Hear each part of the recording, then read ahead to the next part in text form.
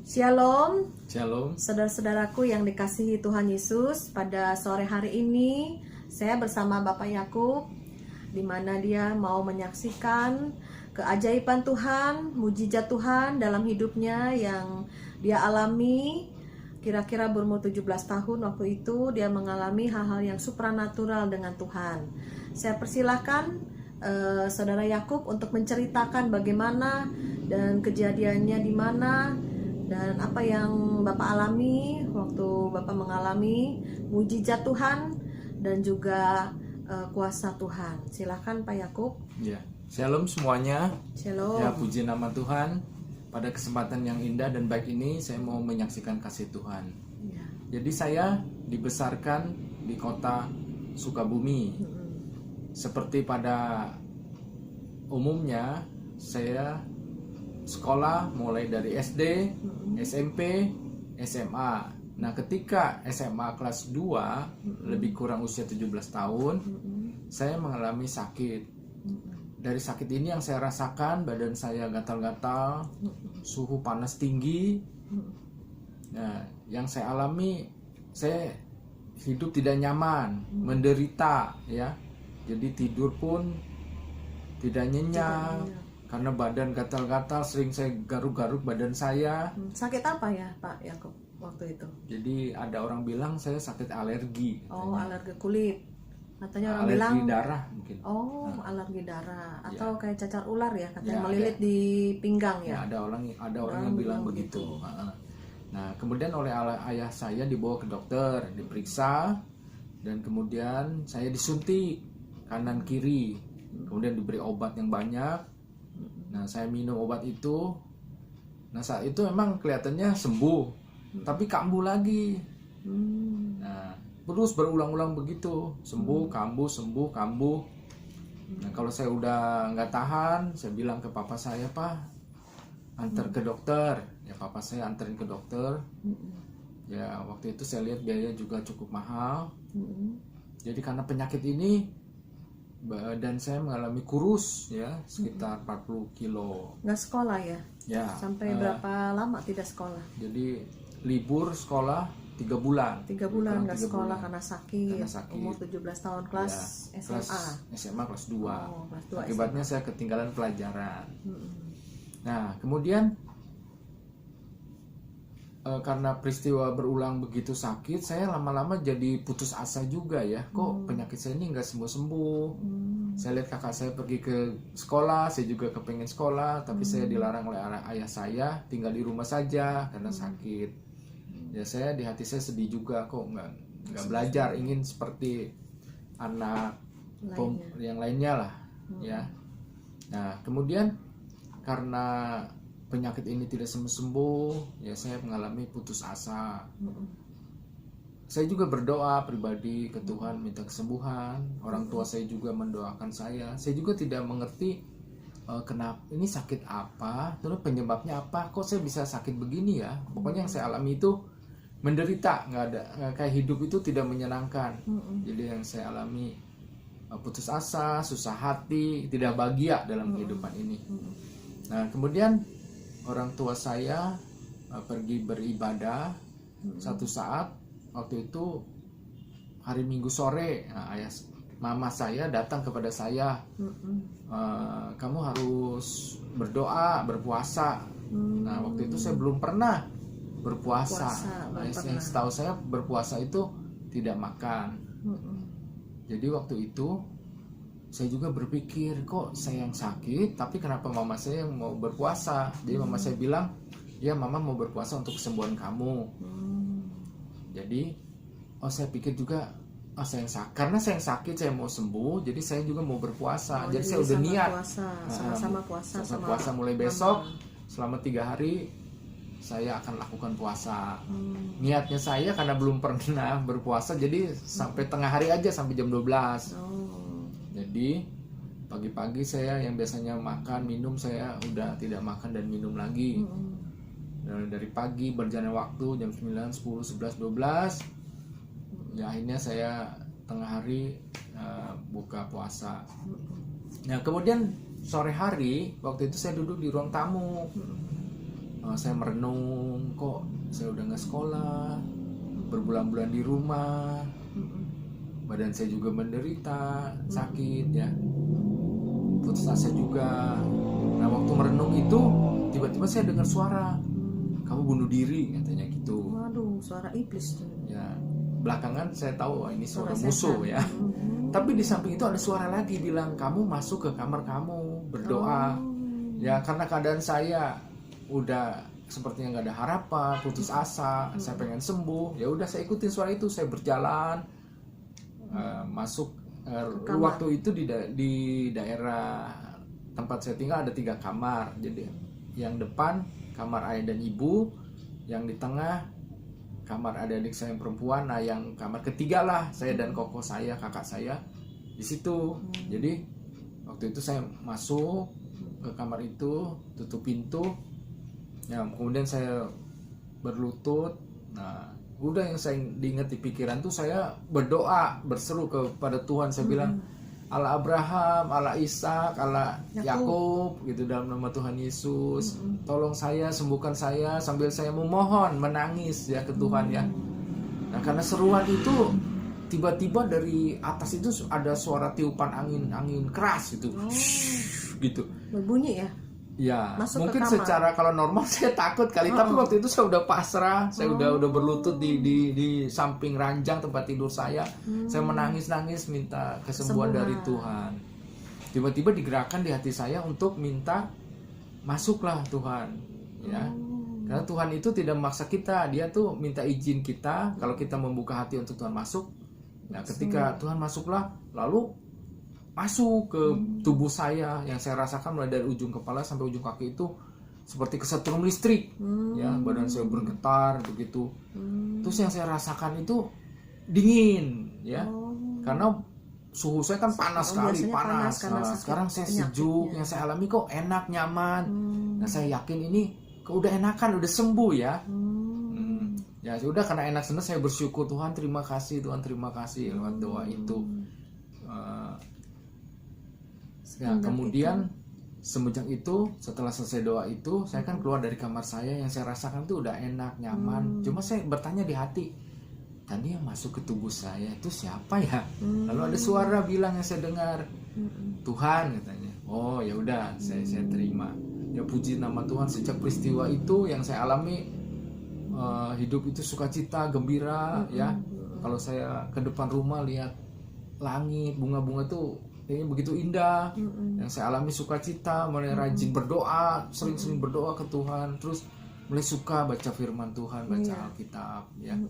Dan juga setelah peristiwa itu, akhirnya yang sebelumnya saya kurang rajin beribadah, akhirnya saya rajin beribadah, dan juga oleh gembala sidang gereja itu saya minta untuk bersaksi. Ya, akhirnya saya menyaksikan apa yang saya alami untuk kesembuhan dari Tuhan. Dan juga semenjak itu, saya kan waktu di sekolah dasar, saya menerima pelajaran agama yang berbeda dengan agama keluarga atau agama keturunan, ya. Mereka menganggap bahwa agama mereka benar. Kemudian masuk ke SMP, saya terima agama lain lagi. Kayak di Indonesia ada 5 agama yang diakui pemerintah, agama lain lagi. Sampai di sekolah saya itu pernah berdebat, ya, masing-masing mempertahankan ini agama yang terbaik, ini agama yang benar, ya. Bingung. Nah, ada 3 agama ya, mana yang benar, saya sempat bingung juga. Nah, karena bingung itulah, tapi semenjak peristiwa itu ketika dijamah Tuhan, di suara hati nurani saya bersaksi bahwa Tuhan Yesuslah jalan kebenaran dan kehidupan. Ya, jadi Tuhan itu penyelamat, ya. Tuhan itu juru satu-satunya yang benar, hanya saya yakin. Nah, kepada yang kurang yakin dengan Yesus Kristus sebagai Tuhan dan Juru Selamat, yakin, percaya bahwa Tuhan Yesus sebagai Tuhan dan Juru Selamat. Dan juga Tuhan itu dokter di atas segala dokter. Ketika manusia udah angkat tangan, gak bisa disembuhkan, kita berseru kepada Tuhan, Tuhan touch, Tuhan jamah. Amin. Ya. Jadi semenjak itu sejak mengalami yang supranatural itu, yang ada angin masuk tuh ke tubuh, Terus langsung mengalami kesembuhan. Ya, mengalami kesembuhan. Langsung udah sejak itu nggak sakit-sakit lagi ya Pak Betul. Yakub ya. Sejak itu saya nggak usah lagi Dokter, ke minum dokter, obat. minum obat, udah nggak usah lagi, tidur pun Mujizat sudah ya? nyenyak ya. Perlahan-lahan juga Tuhan menaikkan tubuh normal saya, makan pun Tadinya sudah sampai enak. kurus Tadinya ya, kurus turun sekali. berat badannya Kalau sampai 40 kilo. ya kurus sekali, saya merasakan pertolongan Tuhan. Keajaiban Tuhan ya, Keajaiban mujizat Tuhan. kesembuhan yang diterima ya. Akhirnya putus asa tuh udah hilang, udah mulai semangat hidup ini. Hidup ini suatu yang menyenangkan, gairah, dan juga akhirnya saya terfokus satu-satunya Tuhan Yesus, Tuhan Yesus nomor satu dalam itu kehidupan. benar-benar Tuhan dan juru selamat ya. Sudah Ya. jadi mengalami sendiri bahwa Tuhan Yesus itu ada, Tuhan Yesus itu hadir, dia roh, dan Roh Kudusnya masuk kepada Bapak Yakub ya. Dengan kesembuhan jasmani boleh dialami ya. Kemudian setelah kesaksian ini ada hal-hal kesaksian lain di mana pernah mengalami hal-hal yang supranatural. Silahkan bisa diceritakan Pak Yakub. Ya. Nah, kemudian setelah saya menamatkan SMA tahun 1988, saya pergi ke Jakarta. Tujuannya untuk mencari pekerjaan. Ya, puji nama Tuhan, di segala situasi keadaan Tuhan menyertai, Tuhan menolong. Nah, waktu di Jakarta saya menerima undangan ya. Jadi ada seorang hamba Tuhan dari Afrika ya, pembicaranya. Nah, kemudian saya bersama keluarga, adik-adik berangkat untuk menghadiri ibadah tersebut. Ya, ibadahnya tentang financial breakthrough ya. Judulnya itu terobosan Financial keuangan. Breakthrough. Wah, ini begitu saya lihat brosurnya ini menarik, bagus ya temanya, dan saya juga ini direkomendasi oleh badan kerohanian yang terpercaya lah, saya yakin ya bahwa ini pembicaranya bagus, benar begitu. Memberkati. Nah, ketika saya menghadiri ibadah ya, pertama puji-pujian ya, luar biasa dahsyat Hadirat ya, Tuhan, hadirat ya. Tuhan. Nah, kemudian saat selesai puji-pujian itu kan waktunya firman Tuhan ya. Nah, waktu doa saya buka mata, saya lihat ke mimbar ya. Di situ saya lihat ada orang tinggi ya, sekitar 2 meter, cuma memakai baju yang bagus, jubah keemasan begitu. Nah, saya pikir waktu itu, oh ini kali pembicaranya, karena kan saya belum tahu pembicaranya gimana ya. Nah, oh ini pembicaranya. Nah, kemudian waktu saya pejamkan mata, saya melek lagi, loh udah hilang orang itu, dari mimbar itu nggak ada. Begitu saya lihat di depan saya itu ada pembicaranya tinggi. Oh, ini sama ya fotonya dengan yang saya lihat brosur dengan ini. Loh, berarti tadi saya lihat siapa itu ya? Oh, saya yakin itu saya lihat malaikat ya. Oh, waktu malaikat. itu jadi ceritanya kamu ngasih pujian. Terus di belakang yang pujian kamu lihat sesosok malaikat itu tinggi. Ya. Terus kamu buka lagi dikirain pembicaranya. Ya, saya pikir pembicara. Ternyata pembicaranya belum naik panggung. Belum naik panggung. Oh, masih di bawah. Masih di bawah. Jadi kaget siapa itu yang di belakang Atas mimbar. Ya. atas mimbar tadi. Ya. Nah, kemudian saya juga ceritakan penglihatan saya. Kemudian ada rekan saya bilang itu malaikat keuangan, malaikat terobosan. Karena memang judulnya juga financial breakthrough. Ya. Waktu itu hamba Tuhannya dari Afrika. Ya. Terus yang dilihat wajahnya atau pakaiannya atau jubahnya bagaimana? Seluruhnya, mulai dari ujung kepala sampai ujung kakinya. Hampir selutut gitu. Oh. Hampir seluruhnya. Pakai baju kemasan, jubah kemasan. Oh. Berarti itu namanya malaikat breakthrough ya, pakai baju kemasannya. Ya. Sempet kaget juga ya. Ya, kaget maksudnya, juga. Kok bisa lihat gitu? Ya, saya percaya Tuhan buka penglihatan, karena bukanlah kehendak kita, kehendak manusia untuk melihat, tapi Tuhan yang membuka penglihatan mata roh sehingga kita Pak Yakub ya bisa melihat. Jadi satu keajaiban Tuhan di mana Pak Yakub dibukakan mata rohnya untuk melihat malaikat terobosan, malaikat yang membawa harta kekayaan bangsa-bangsa ya, akan mengalir kepada orang benar ya. Kemudian Pak Yakub juga pernah cerita dapat nubuatan. Coba bisa diperkatakan nubuatannya apa ya Pak Ya? Ya, satu saat waktu di Jakarta itu acara pertemuan rohani, ada doa firman Tuhan. Karena ketika didoakan itu diperkatakan bahwa saya akan memberkati orang-orang, berkati banyak orang, yang membagikan berkatlah kepada orang yang memberi tidak makan bagi orang-orang punya, orang miskin. miskin begitu ya. Itu jadi satu rema ya. Jadi maksudnya menyentuh hati dan diingat terus itu Tuhan yang berbicara kepada Bapak Yakub, di mana Bapak Yakub akan diberkati Tuhan dan memberi makan banyak orang ya Pak ya. Puji nama Tuhan. Itu hal-hal yang supranatural yang Pak Yakub alami. Saya percaya ini akan terjadi pemulihan ya bagi semua anak-anak Tuhan yang mengandalkan Tuhan. Mungkin Pak Yakub bisa share pekerjaannya Pak Yakub sekarang apa.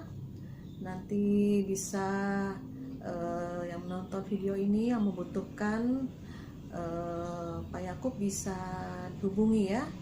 Pekerjaannya apa Pak Yakub sekarang? Ya, sekarang saya bekerja sebagai properti ya, agent properti. Jadi saudara yang butuh rumah, jual beli rumah sedaerah Jakarta apa Jakarta Barat? Oh, Jakarta Barat bisa menghubungi Pak Yakub kalau ada yang mau jual rumah atau beli rumah tanah ya.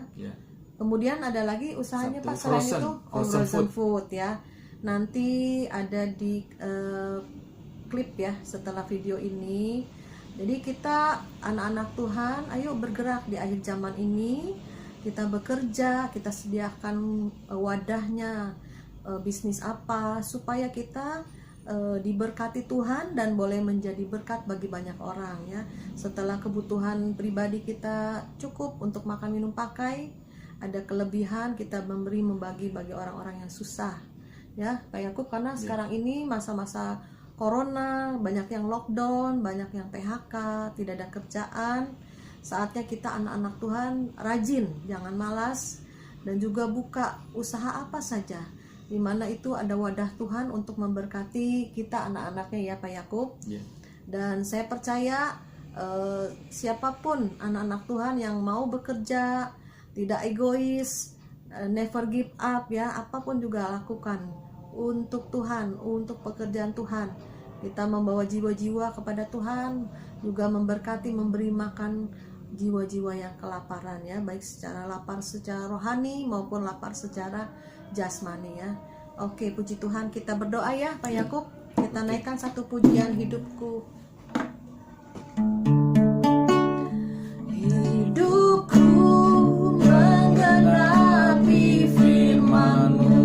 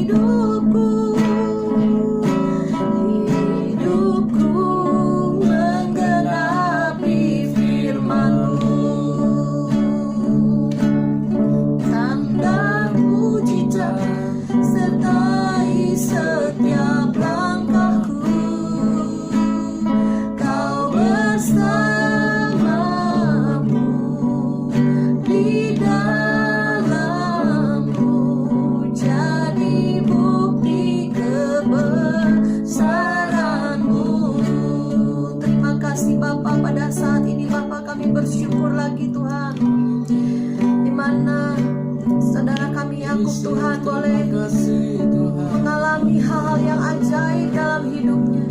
Karena Engkau Allah yang kami sembah, Allah yang ajaib, Allah yang heran, Allah yang mulia, Allah yang baik Tuhan. Terima kasih Bapa, terima kasih, kami naikkan pujian, hormat dan syukur. Kami percaya hanya Engkau yang layak disembah, dimuliakan oleh setiap suku, bangsa dan bahasa. Setiap lutut kan bertelut, setiap lidah kan mengaku bahwa Yesuslah Tuhan, Juru Selamat bagi semua umat manusia. Terima kasih Tuhan.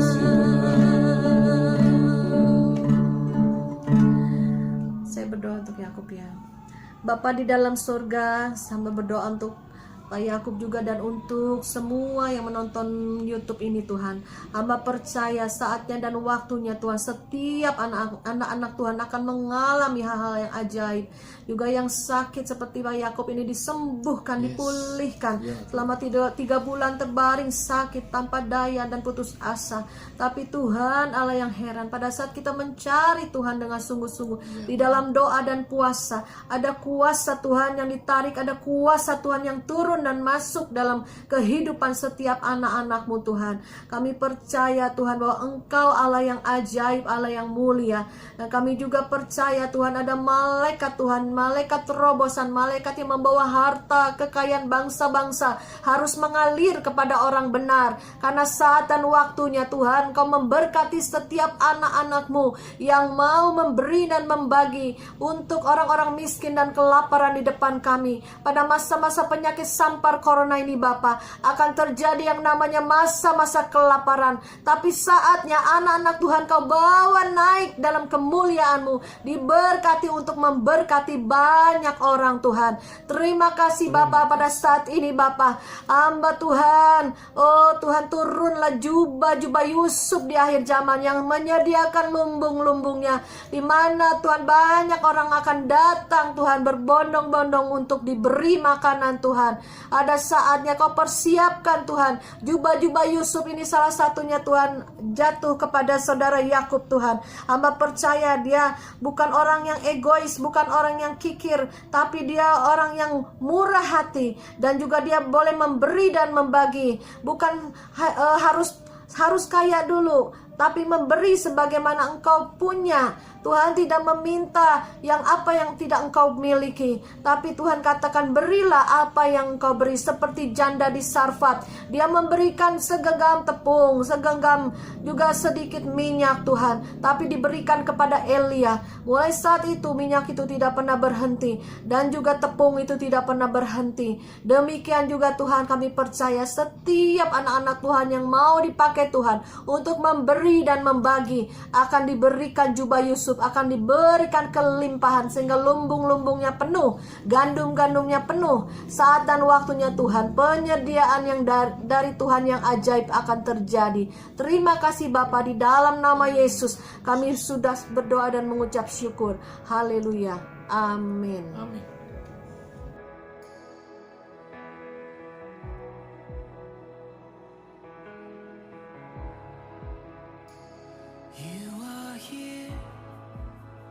Moving in our midst, I worship you,